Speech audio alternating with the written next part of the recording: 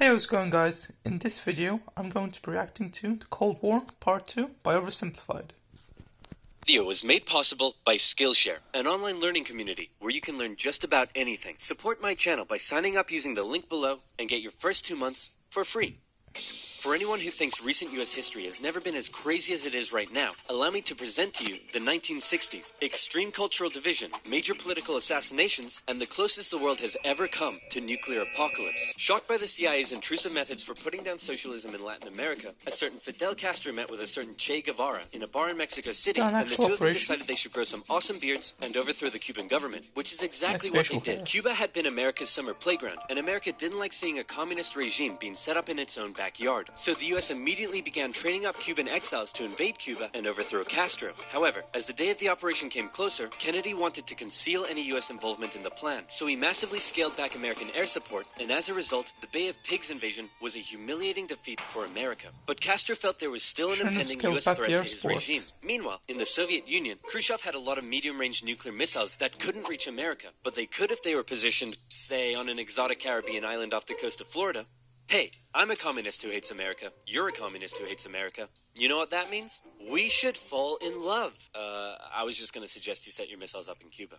Oh, no, you're right. That's a better idea. First of all, you're old enough to be his father, and second On of all, October 14th, Fidel's 1962, raging a U-2 homophobe. spy plane over Cuba noticed something strange. Sir, you need to look at this photograph. You're right. That's the cutest dog I've ever seen. Sir, I was referring more to the Soviet missiles. America freaked out as they realized what was going on. They were completely vulnerable, and they had to act fast. They knew that airstrikes or an invasion of Cuba would likely mean nuclear war with the Soviet Union. So Kennedy came up with another idea, a blockade. The US Navy announced it would stop and search any Soviet ships heading to Cuba, and would sink any that did not comply. In response, the Soviet put its military into full combat readiness. The US did the same, and began drawing up plans for an attack on Cuba. Things were escalating fast, and both superpowers were getting ready for World War III. Emergency communications between the two sides broke down as Khrushchev rejected Kennedy's demands for the missiles to be removed. And for the first time in history, U.S. Strategic Air Command moved to DEFCON 2. DEFCON 1 means nuclear war. The Soviets shot down a U-2 spy plane over Cuba. A Soviet nuclear submarine in the Caribbean mistakenly believed war had already broken out, and 2 of the senior officers gave the go-ahead to fire its nuclear torpedo. Thankfully, the 3rd senior officer,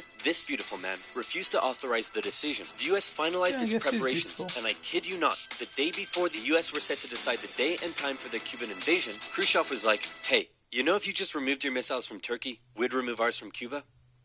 Yeah, that sounds good to me. It was a bit more complicated than that, but at the last second, the two sides finally came to an agreement. Soviet missiles were shipped out of Cuba, and the world breathed one gigantic sigh of relief, except for one guy, who was bloody livid. Phew!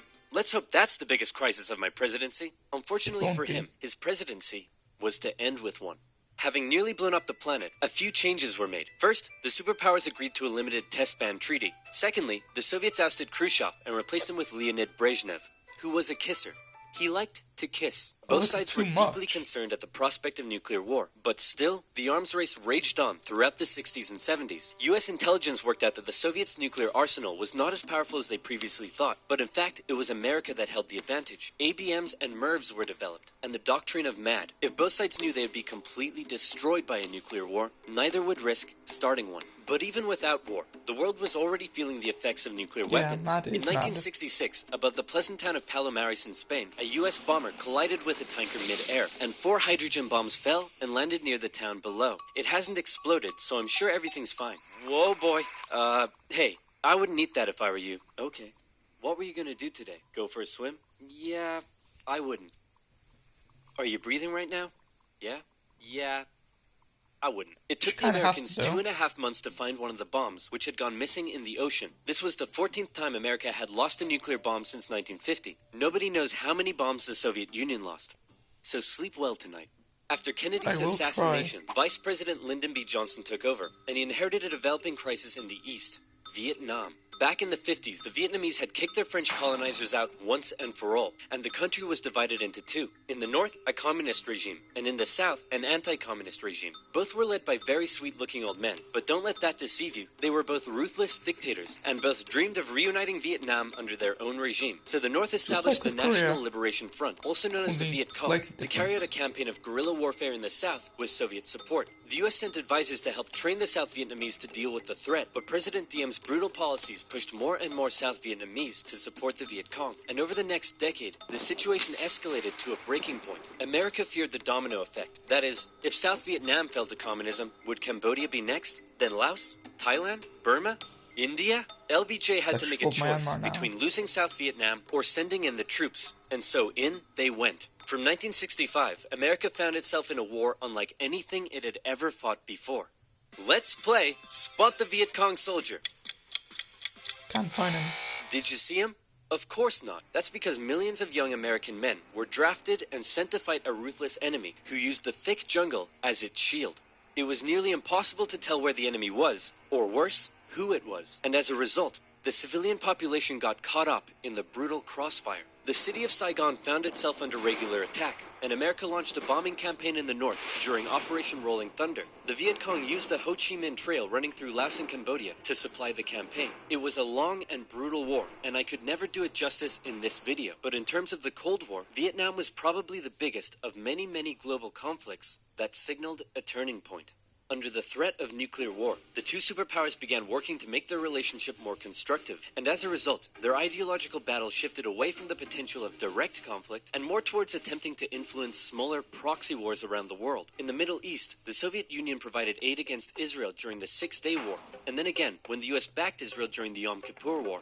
In Africa, the Angolan Civil War saw US-supported South Africans fighting Soviet-supported Cubans. In the conflict between Somalia and Ethiopia, the superpowers interestingly switched sides as regimes changed, and the US continued fighting the spread of communism in its own backyard, funding the famous Contra groups to fight the socialist junta in Nicaragua. These proxy wars were fierce enough to begin with, but superpower intervention amplified the destruction and created alarming levels of human suffering throughout the Third World. And in Vietnam, that human suffering was all being broadcast back home via good old television. Going into the late 60s, America was a changing nation.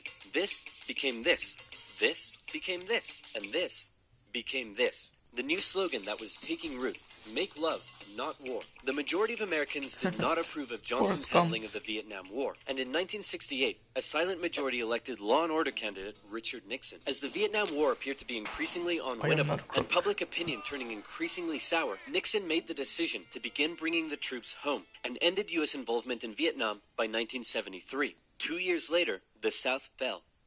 The Cold War was now taking its toll on both superpowers. In Russia, a huge percentage of the budget was still going to the military. People were still hungry, and they just didn't have access to the same lifestyle and goods as the West. And what did they have to show for it? They weren't even winning the space race anymore. Both sides needed to reduce spending in order to rescue their economies, and so both welcomed with open arms an easing of hostilities, otherwise known as détente. To improve relations, Nixon became the first U.S. president to visit Moscow in 1972, and Brezhnev returned the gesture a year later. A number of treaties were signed, including the 1972 SALT Agreement that limited nuclear weapons. Relations with China were even improving via ping-pong diplomacy when the U.S. table tennis team went on a tour of the People's Republic. However, internally, China was still pushing anti-capitalist propaganda, which led to some mixed messages. Nixon even visited China in 1972, and it was a barrel of laughs.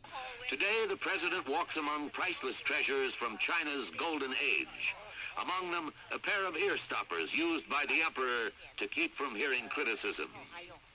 You put the stopper into his ears so that he couldn't hear the criticism. Give me a pair.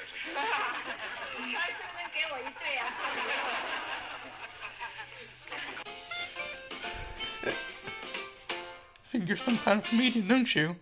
Everything was going great for Nixon, until it was uncovered that back home he was being a very naughty boy and violating constitutional protocol. I'm announcing today my resignation as president, and I'm passing the office to my vice president, Gerald Ford. Wow, you mean in America the people can actually remove their leader when he breaks the law? Why not just rule by force? Where's the corruption? And my first act as president is to pardon Nixon. There it is. After the whole fiasco, Americans decided what they really wanted was just a nice, safe guy who wouldn't cheat on them. So they elected Jimmy Carter, and the two sides met in Vienna, where they signed yet another strategic arms limitation treaty. It's an honor, Premier Brezhnev. Likewise, President Carter.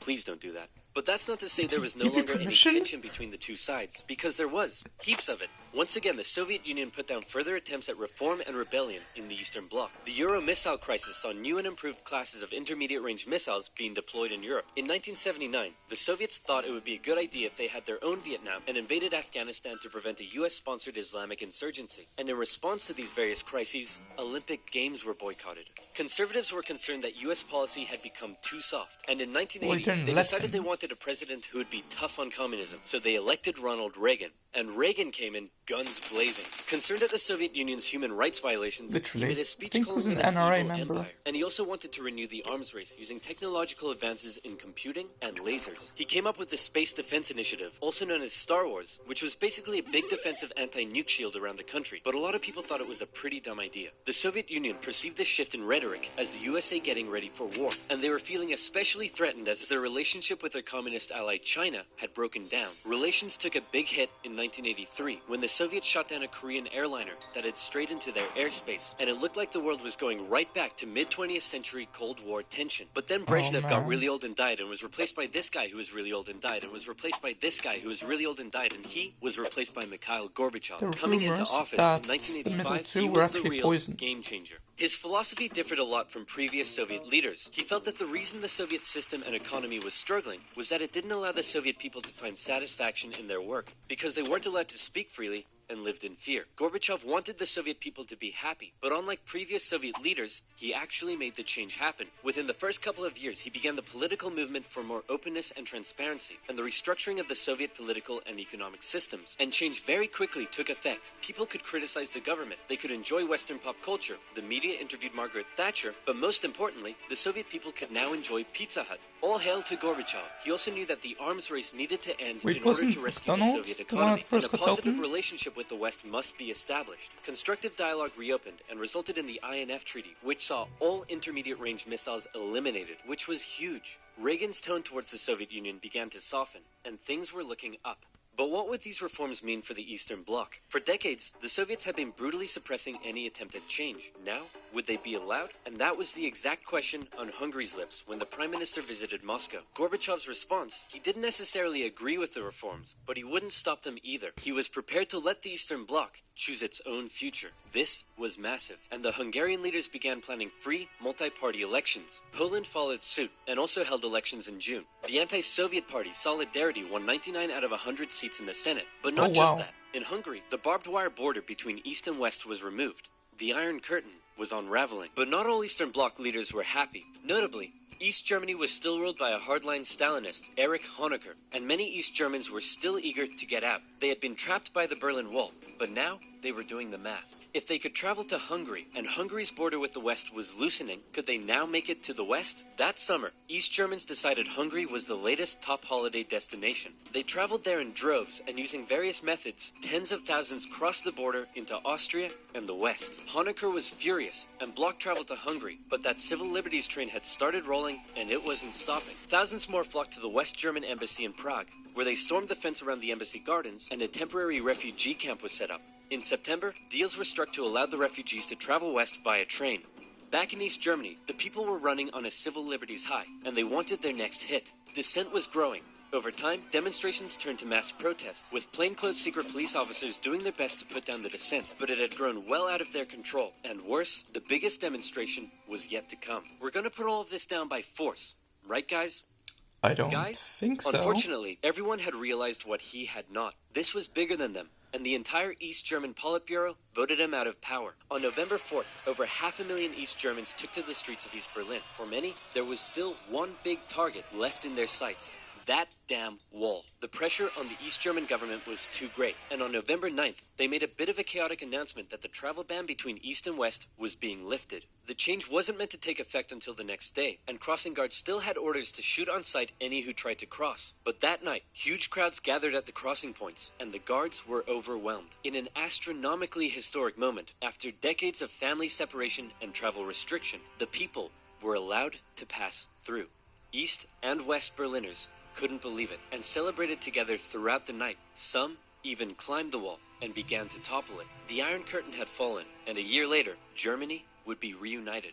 Elections in Bulgaria, a peaceful revolution in Czechoslovakia, parents and a actually violent war remember in the Romania elections in brought to an Bulgaria. end communist authority in the Eastern Bloc. America decided it would be best if it just stayed away and let the change happen, as the anti-communist movement continued all the way back to Moscow. Gorbachev had given the people the freedom to demonstrate. Now, they demonstrated for an end to the communist single-party rule, and Gorbachev had to give in. For the first time in history, elections were held in which candidates not officially endorsed by the party were allowed to run. Ambitious rival of Gorbachev, Boris Yeltsin, led a growing democratic movement. Now things here get quite confusing, and the dissolution of the Soviet Union is a complicated topic, so believe me, this is oversimplified, but it went a little bit like this. The Soviet Union was made up of a number of smaller Soviet republics, the largest of which was Russia. Yeltsin got himself elected the president of Russia, and began a struggle for sovereignty against Gorbachev and the greater Soviet Union. Communist hardliners were horrified at what Gorbachev was allowing, so they briefly kidnapped him and tried to set up their own emergency government. But Yeltsin and his supporters all gathered around the White House in Moscow and were like, no,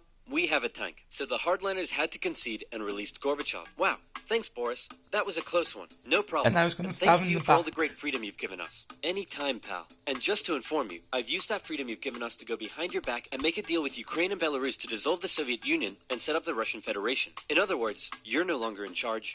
I am. Ooh, Dude. that must be painful to hear. So uncool. And so decades of tension and the everlasting threat of nuclear war finally came to an end as democratic governments were established in many of the old Soviet republics. Sure, and the world that's got his along 20th together birthday. forever after. Right, guys? Well, Hey, this I modern don't art thing think is so. growing on me. Where can I learn to do that? Skillshare. Skillshare is an online learning community with classes in design, technology, business, and more. Learn how to code your own games and apps. Learn a musical instrument. Learn how to animate videos like mine. Learn Japanese. Premium membership gives you unlimited access to all of these classes and more. And better yet, everything is taught by genuine experts working in their field. Skillshare is also more affordable than other learning platforms, with an annual subscription being less than $10 a month.